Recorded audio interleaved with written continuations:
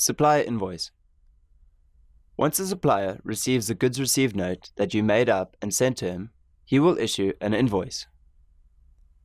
Because both us and the supplier can issue invoices, we call the invoice that comes from a supplier invoice, and we call our invoice a tax invoice.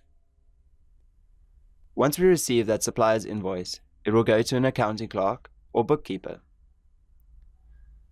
The accounting clerk will check that the invoice matches the goods received note and the purchase order. They'll check that all the prices, descriptions, and quantities all correlate. This check is done to ensure that we only pay for goods that we received and that we ordered.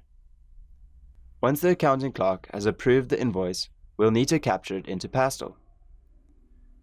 As soon as you've captured this invoice into Pastel, it will be recorded as a liability.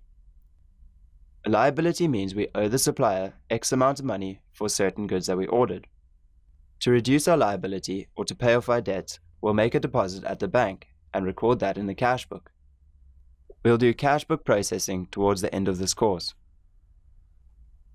To record an invoice, we select the supplier icon and select Supplier Invoice. We enter the document number and then the supplier.